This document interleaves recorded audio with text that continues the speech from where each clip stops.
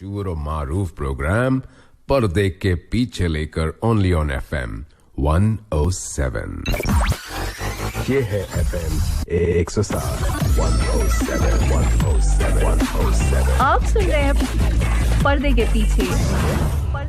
इस प्रोग्राम में हर बार किसी एक फिल्मी हस्ती की जिंदगी की हकीकत से अपने दोस्तों को रूबरू करता हूँ। इस बार भी इस सिलसिले को आगे बढ़ाते हुए मैं आज बात करने वाला हूँ एक ऐसी अदाकारा की जिसने 60 और 70 के दशक में अपनी अदाओं और अदाकारी से पूरे हिंदुस्तान को दीवाना बना दिया था। वो हिंदुस्तान की ऐसी पहली और अकेली एक्ट्रेस थीं जिनका स्टाइल और पहनावा हर लड़की का फैशन बन गया। जिस लड़की की पहली झलक पर्दे पर देखते ही नाजरीन सीटियां बजाने लगते थे। उनका नूरानी चेहरा, ठीके नए नक्श और माथे पर झूलती और हवाओं से लड़ती हुई जुल्फें दिल में एक खलल सी पैदा कर देती थीं।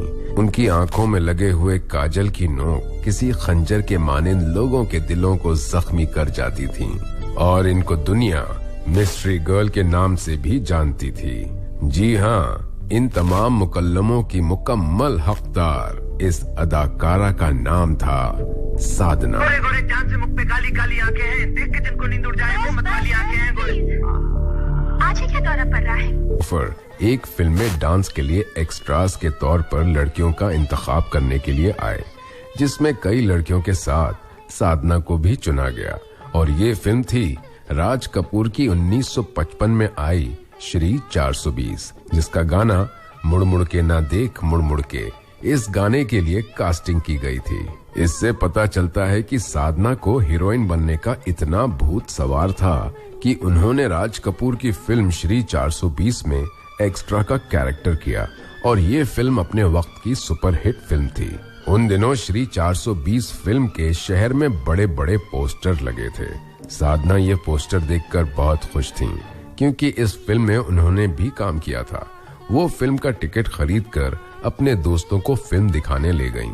तो गाना आने पर साधना ने अपने दोस्तों से कहा कि ये गाना गौर से देखना, इसमें मैं हूँ। तो सभी ने ये गाना बड़े गौर से देखा, पर साधना नहीं दिखी। तो दोस्तों ने कहा, गाना तो खत्म भी हो गया और तुम तो दिखी ही नहीं। ये सुनते ही साधना की आंखों से आंसू टपक पड़े। मतलब ये कि फिल्म की एडिटिंग में साधना के चेहरे के सीन को काट दिया गया था और आगे चलकर इसी साधना ने as a lead actress Raj Kapoor के साथ काम किया और फिल्म थी दुल्हा दुल्हन। साधना अपने कॉलेज डेज में थिएटर किया करती थी और नाटकों में बढ़ चढ़कर हिस्सा लेती थी।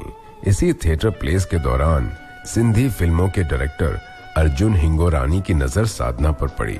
उन्होंने साधना को अपनी सिंधी फिल्म अबाना के लिए साइन किया और उनको इस कैरेक्टर के लिए ₹1 मेहनताना दिया गया और ये सिंधी फिल्म कामयाब हुई।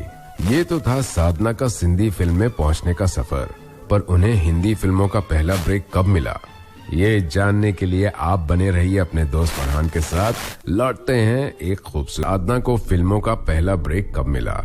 हुआ कुछ यूं कि फिल्म अबाना के लिए ही साधना का फोटो एक फिल्म मैगजीन में छपा और उस पे नजर पड़ी मशहूर प्रोड्यूसर शशाधर मुखर्जी की। वो साधना को अपने फिल्म स्कूल फिल्मालय ले आए और उन्होंने अपने बेटे जॉय मुखर्जी की पहली फिल्म लव इन शिमला के लिए साधना जी को साइन कर लिया। इस तरह साधना की फिल्मों में शुरुआत हुई और उनकी ये पहली फिल्म सुपर डुपर हिट रही। लव इन शिमला को डायरेक्ट किया था R.K. नायर ने और इन्हीं ने इस फिल्म के लिए साधना को आइकॉनिक हेयर स्टाइल साधना कट को जन्म दिया। दरअसल साधना का माथा बहुत चौड़ा था। स्क्रीन पर उनका माथा खाली खाली अच्छा नहीं लग रहा था, तो फिल्म के डायरेक्टर R.K. नायर ने उनके माथे पर अपनी favourite Hollywood actress Audrey Hepburn की तर्ज पर एक फ्रेंच माथे पर निकालने की सलाह दी और माथे की लट के साथ वाले लुक को ही फिल्म के लिए फाइनल किया गया। जब ये फिल्म आई तो फिर ये हेयर स्टाइल पूरे हिंदुस्तान की लड़कियों का फेवरेट स्टाइल बन गया और ये हेयर स्टाइल साधना कट के नाम से मशहूर हो गया।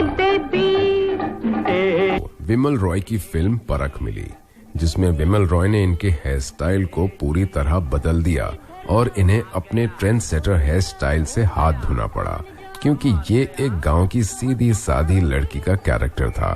फिल्मालय में ही देव आनंद ने साधना को देखा और मुलाकात की और अपनी फिल्म हम दोनों के लिए साइन कर लिया।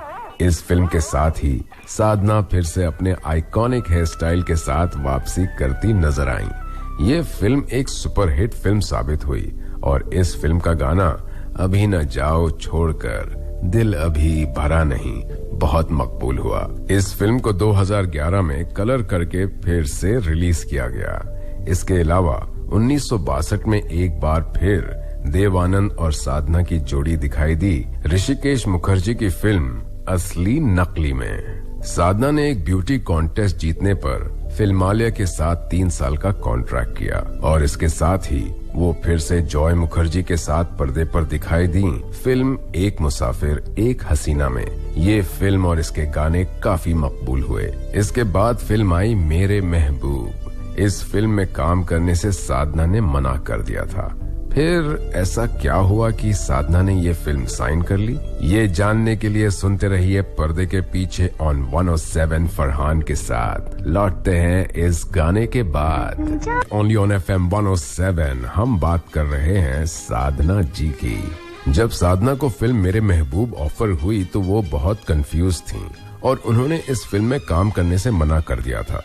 पर एक दिन उन्होंने डायरेक्टर ऋषिकेश मुखर्जी से ये बात शेयर की और कहा, मुझे समझ में नहीं आ रहा है कि मैं ये फिल्म क्यों करूं।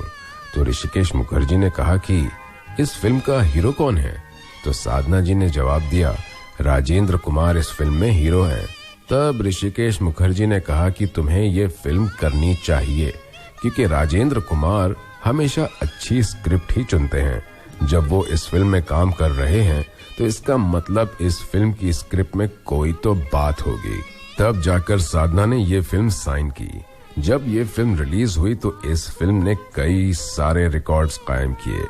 ये फिल्म उस साल की ब्लॉकबस्टर फिल्म साबित हुई और 60s में टॉप 5 फिल्मों में इस फिल्म का नाम भी शामिल हुआ। साधना के करियर की एक और बेजोड़ फिल्म थी। फिल्म का नाम था वो कौन थी। मनोज कुमार के साथ आई उनकी ये फिल्म एक अलग तरह की सस्पेंस थ्रिलर फिल्म थी। इस फिल्म में उनका डबल रोल था। इस फिल्म के लिए उन्हें फिल्म फेयर का बेस्ट एक्टर का नॉमिनेशन भी मिला और सबसे बड़ी बात, इस फिल्म से ही साधना की मिस्ट्री गर्ल होने की शुरुआत हुई। और साधना का मिस्ट्री गर्ल का ये खिताब 1966 में आई फिल्म मेरा साया और 1967 में आई फिल्म अनीता में बदस्तूर जारी रहा। मेरा साया फिल्म बॉक्स ऑफिस पे सुपरहिट साबित हुई। इस फिल्म में भी साधना ने डबल रोल किया था और इसके सारे गाने बहुत मकबूल हुए। पर इस फिल्म का एक मशहूर गाना झुमका गिरा रे बरेली के बाजार में, जिसे कोरियोग्राफर सरोज खान ने डायरेक्ट किया था, उस गाने ने उस वक्त पूरे हिंदुस्तान में धूम मचा दी थी। कहा जाता है कि जब ये गाना फिल्म में आया तो नाजरीन ने इस गाने के दौरान सिनेमा के पर्दे पर सिक्के तक उछाले थे। में भी काम किया। ये फिल्म उस साल की ब्लॉकबस्टर फिल्म साबित हुई। इस फिल्म के लिए भी साधना को फिर दूसरी बार Filmfare best actress award के लिए नॉमिनेट किया। इस फिल्म ने एक बार फिर साधना को फैशन के मामले में ट्रेंड सेटर बनाया।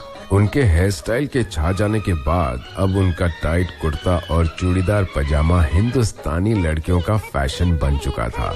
हालांकि जब साधना ने यश चोपड़ा से इस तरह के कॉस्ट्यूम की बात की तो यश साहब थोड़े से इनसिक्योर हो गए थे, लेकिन जब साधना ने अपनी फैशन डिजाइनर की मदद से यश चोपड़ा साहब को अपना डिजाइन दिखाया तो वो मान गए और ये लिबास उस वक्त की हिंदुस्तानी लड़कियों का जबरदस्त फैशन बन गया था। फिल्मों में अपनी कामयाबी के लगातार परचम लहराने के बाद साधना ने अपनी जिंदगी में प्यार किया या नहीं और शादी किससे की, इन्हीं सवालों के जवाब मैं दूंगा आपको, मगर इस गाने के बाद। शो पर्दे के पीछे फरहान के साथ साधना की मोहब्बत के चर्चे भी हुए और उन्होंने शादी भी की। साधना की पहली फिल्म के डायरेक्टर और उनको साधना हेयर कट देने वाले RK नायर से ही साधना को प्यार हो गया था। फिल्म वक्त के बाद साधना RK नायर के साथ ज्यादा वक्त बिता रही थीं। अक्सर दोनों साथ देखे जाते थे। आखिर इसका नतीजा ये हुआ कि सन 1966 में दोनों ने शादी कर ली।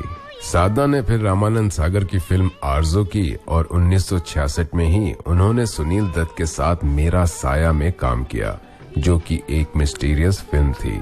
और इसके बाद वो 1967 में अनीता में मनोज कुमार के साथ लीड रोल में दिखाई दी। इस फिल्म में भी वो मिस्ट्री गर्ल के रूप में दिखाई दी और इस तरह लगातार मिस्टीरियस फिल्मों में काम करने की वजह से साधना को मिस्ट्री गर्ल का खिताब मिला। इन सभी कामयाब फिल्मों के बाद साधना को सुपरहिट फिल्मों में गिना जाने लगा।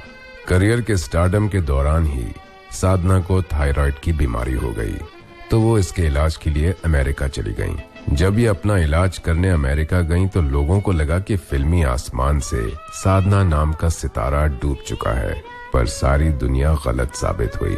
साधना ने 2 साल बाद वापस लौटकर अपनी फिल्म इंतकाम और एक फूल दो माली से नाजरीन के सामने आकर सबको चौंका दिया। ये फिल्म एक सुपरहिट फिल्म साबित हुई। इस फिल्म ने बता दिया कि साधना अभी भी सुपरस्टार हीरोइन है। 1971 की फिल्म आप आए बाहर आई, 1972 की फिल्म दिल दौलत दुनिया और 1974 की फिल्म गीता मेरा नाम, ये सब फिल्में उन्होंने की। साधना बीमारी की वजह से अक्सर गले में दुपट्टा बांधे दिखती थीं और ये दुपट्टा भी हिंदुस्तान की लड़कियों का फैशन बन गया। साधना की आखिरी कमर्शियल हिट फिल्म 1974 की गीता मेरा नाम थी। साधना की कुछ फिल्में देर से रिलीज हुई। फिल्म अमानत 1970 में रिलीज होनी थी, पर कुछ वजहों की वजह से ये फिल्म 1975 में रिलीज हुई और उस वक्त तक काफी चीजें बदल चुकी थीं।